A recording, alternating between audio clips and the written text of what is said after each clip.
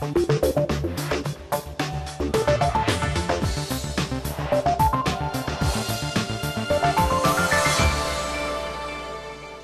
and welcome to the programme. I'm Nima Abouarde and you join us in Dubai, where the debt crisis of the state-backed company Dubai World is threatening to develop into an international legal tussle. We'll be looking at the likely battle plans of both sides. Also coming up this week, same story, different headline. We'll examine the dramatically different coverage of Dubai's debt woes by the international and the local press. Linking up the Gulf, we look at plans for a rail network stretching across desert and sea. And join me in Kuwait, where I'll be looking at whether they'll follow Bahrain's lead and change their sponsored workers system. Battle lines are being drawn for a legal tussle over Dubai World's debts. On one side is Dubai World, which has asked for a 6-month standstill on repayments. On the other are creditors, many of whom are demanding all their money back on time. The immediate issue is a $3.5 billion Islamic bond raised by Dubai World's property development subsidiary, Nakheel. That's due for repayment on Monday. A New York hedge fund called QVT owns over a quarter of the value of the bond and says it wants all its money paid back on the date due. The contract for Nakheel's bond was written in English law, and if there's a default, creditors like QVT would have to sue in an English court. But if QVT wants to claim Nakheel's assets, which are mostly in the UAE, it would have to get the order enforced by a court in Dubai. So, a complicated case. I spoke about it and went through Nakheel's sukuk with financial services lawyer at Clyde & Co, Ashley Painter, and asked him first whether QVT really expects Dubai World to meet its demand for 100% repayment. I think this is just an opening gambit by QVT and other hedge funds. Their business model is actually quite different to other investors, where they take aggressive positions in order to increase the return of their bonds, which they have previously bought in the market. And how exactly does it work? They will work by buying bonds at a discount to the face value. They will then aggressively pursue litigation and frustrate or greenmail the debt settlement in order to get a better negotiating position and therefore a better return on their initial investment. But what about enacting whatever is decided in the UK, enacting it back here in Dubai? Any judgment of the English courts you have to enforce in a Dubai court, and you will not be able to do that without a rehearing on the merits in Dubai. The recoveries in Dubai will not be as clear-cut as they would be if the assets or if the enforcements were taking place in England, the United States or other Western countries. And what about QVT pursuing assets outside of Dubai, outside of London? They will probably want the Dubai World Guarantee to be called, and then they will take a scattergun approach in seeing where those assets might be and go after the ones that are easily accessible. One of the difficulties that someone like QVT and other hedge funds will face is that the assets of Dubai World are actually shareholdings in other companies. So there is quite a corporate web to go through in order to get at the real valuable assets. In your expert opinion, what should happen? The most quick and efficient way will be to settle out of court by agreement, which is essentially what the restructuring or standstill agreement seeks to do. Financial services lawyer at Clyde & Co, Ashley Painter, speaking to me earlier. Now, no matter where you were in the world last week, chances are every time you picked up a newspaper or watched television, there was some mention of Dubai's debt problems. Many in Dubai claim that this city was the unfair target of a hostile foreign media. In sharp contrast, the local media in Dubai chose a more positive slant when covering the story. Why the big difference? Here's Ben Thompson. It was the same story, but with very different headlines. A look at the local press last week suggested there wasn't much to worry about. But read the international papers and you'd think Dubai had gone bust.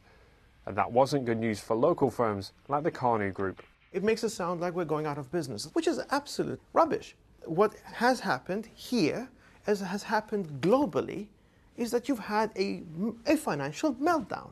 When everything was going fine, they were singing the praises of Dubai, and now some things are going, well, not so fine, and they're the first ones on the forefront going out and attacking Dubai. To say that we are fine is not 100% correct. To say that we are collapsing is not 100% correct. The truth is they're somewhere in between. But much like the sandstorm engulfing Dubai this week, getting access to clear information like that is difficult. And for a foreign media not used to that lack of openness, some simply chose to fill the gaps themselves.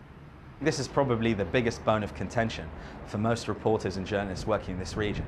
They say, you know, we want to write the right story, we want to follow the facts, but if you don't give us any information, we still have deadlines, we still have editors, we still have to do our job. And in that vacuum, then we're going to probably take the kind of angle that you're not going to enjoy. However, authorities and leadership have come a long way in the last few years. I mean, now there is a nod to the media, international and local, while a few years ago perhaps there wasn't so much, and people would go about their business in isolation with no reason to go and talk to anybody. In fact, for most people, the question, why would you go and talk to the media, still doesn't have a justifiable answer to a lot of the people in charge.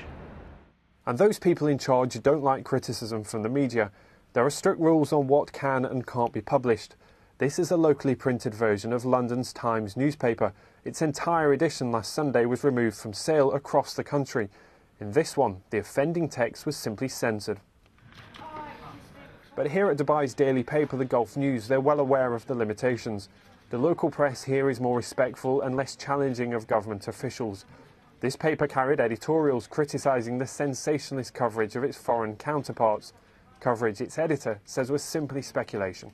We will not take our analysis into the realms of speculation, particularly when you go into political speculation about the future of the UAE and the relationship between the rulers.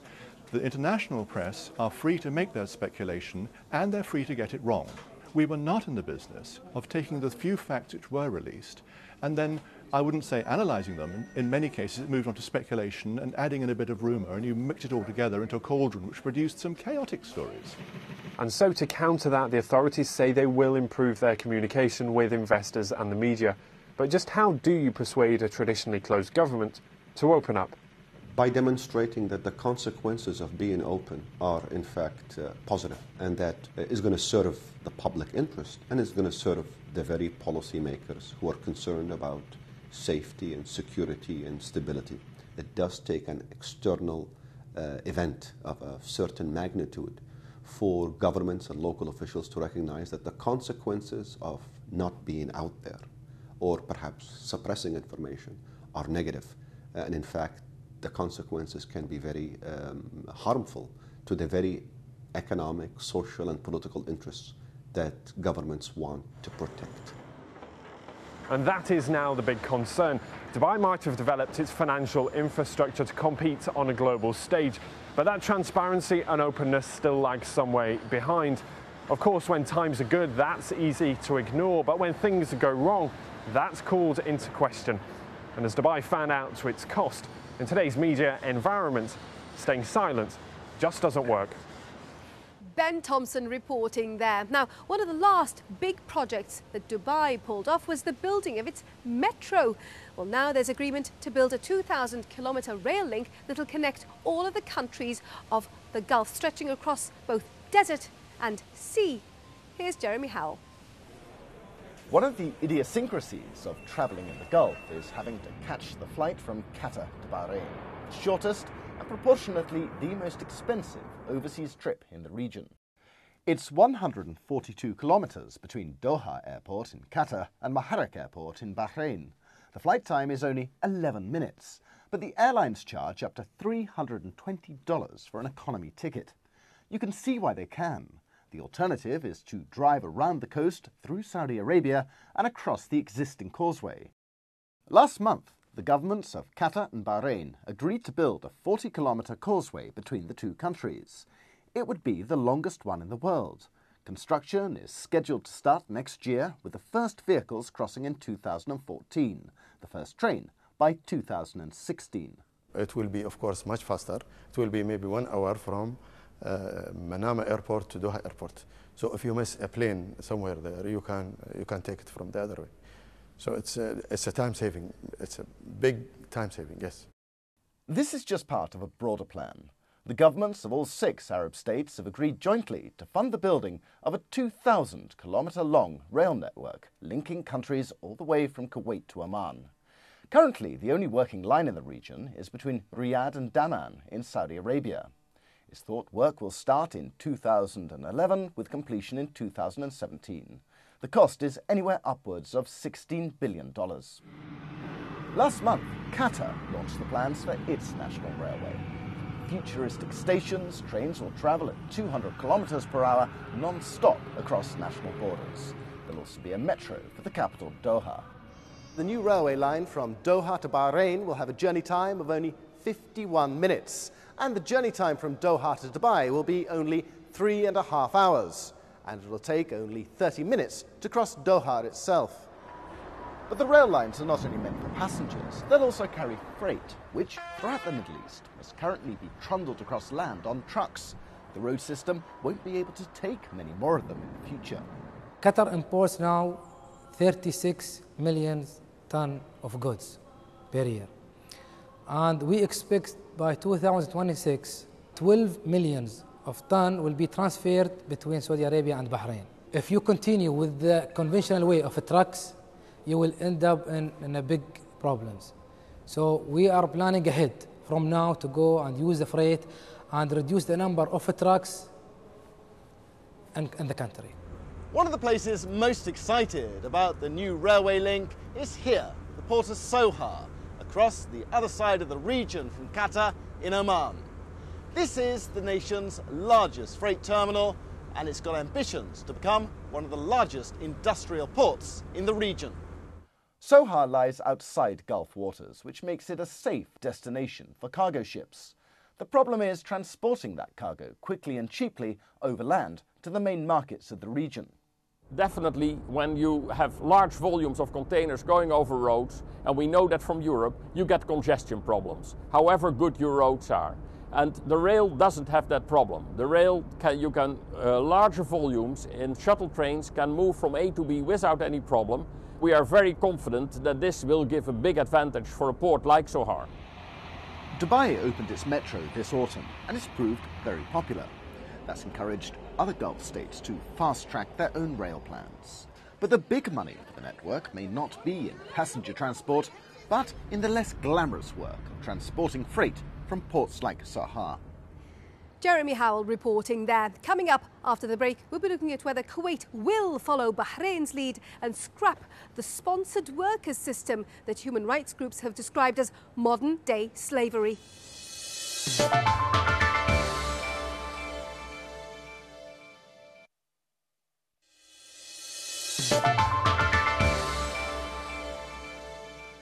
Welcome back to the programme. I'm Nima Abouarte. Now, the kafil or sponsored workers system has been described by human rights groups as modern-day slavery.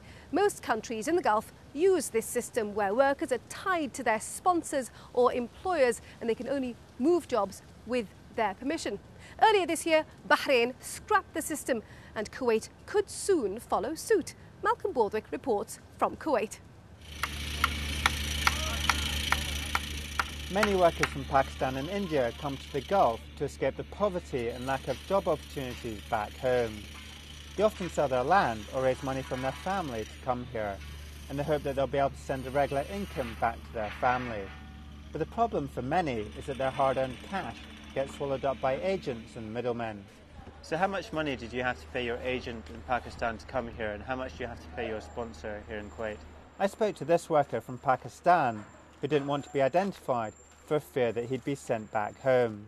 The system has to change. A poor person coming here has to pay an agent in Pakistan $3,500 to work here, and then I have to pay another $3,500 to my local sponsor to renew my residency visa in Kuwait after 2 years. Where can I get this money from? I earn $14 a day. This is a common tale among the millions of Indian and Pakistani construction workers around the Gulf. So how does the current system work? The recruitment companies here have deals with agents in the country of origin. They bring the workers here with no contracts and then leave them on the streets, and the workers pay a fee to stay in the country, Private companies here in Kuwait are abusing the system. عمل غير قانوني يعتبر تجار بالبشر. The new labour law was due to be discussed in Kuwait's parliament earlier this month, but the vote was postponed. But the Assistant Under-Secretary for Labour Affairs told me that the government does want to change the system. We're thinking of cancelling the sponsorship law. Under the new law, the worker will be able to move from one job to another without the prior approval of his sponsor or employer. But workers will still have to stay with their employer or sponsor for 3 years. And the reason is we don't want to cause any imbalance in the market. We want to make sure the employers aren't in a bad situation.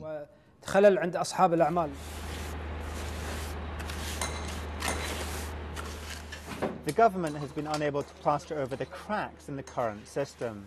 A worker's sponsor is often his employer, but this isn't always the case.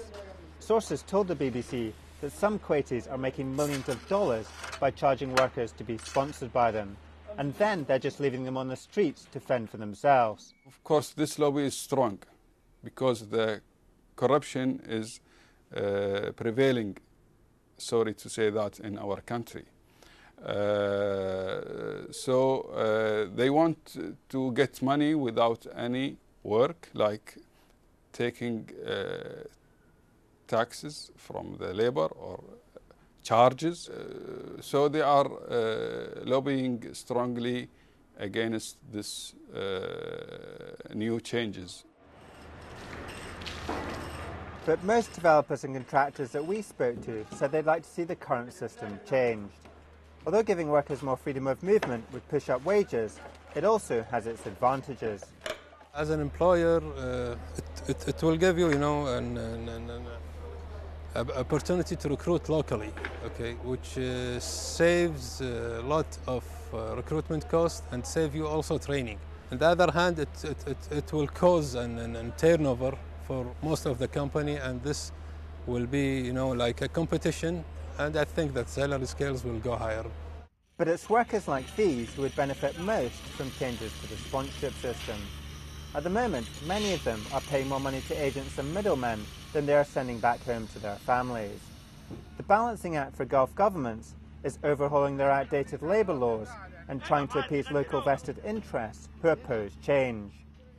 Malcolm Borthwick reporting from Kuwait there. Now, in the wake of the financial crisis, more money from the Gulf is heading east. It has led to what many are calling a new Silk Road, connecting investment opportunities between the Middle East and Asia. And one investment firm that listed on Kuwait's stock exchange last month is hoping to cash in on this. Ahmed Al-Hamad is Managing Director of the Kuwait China Investment Company, and I asked him what the fund is planning to invest in. We look at Asia very much from a macro perspective and look at sectors which we believe will contribute to that macro growth, such as residential development. We look at infrastructure. There's a tremendous amount of infrastructure, whether in India or China, that needs to be funded over the next 20 years. We look at financial services. As the middle class emerges in Asia, they will require financial services to be provided to them, so we think that's a tremendous growth prospect. But you need people to spend money in order to make money yourselves. Now, the Chinese have the highest saving rates in the world. Around 40% of their income is saved. That's going to be a difficult thing for you to do, get them to spend. We think that in due course, as the middle class starts to emerge and starts to stabilize, and with the government allowing for better services in healthcare and providing pension plans for its population, that will naturally trigger more of a consumptive approach by the younger generations. Does China need your money? China doesn't need our money, but China does need to open up its markets for investment and to create a more liberal economy. Over the course of the next 50 years, there will be more than enough room for investors, both foreign and internal investors, to participate in the growth. There's a new world order. What is it? We definitely think that we're moving from a financially leveraged world into a demographically leveraged world. And we think that the center of gravity is shifting east. And we think that as that shift takes place, we will see a more prominent participation of emerging Asia in global affairs, whether politically, culturally or economically. Ahmed Al-Hamad, Managing Director of the Kuwait China Investment Company. Our time's very nearly up, but before we go, let's see what other stories are making headlines across the region this week. Kuwait Investment Authority has made over $1 billion profit from selling the stake it bought in Citigroup. That's a 37% profit on the investment it made in the US bank nearly 2 years ago.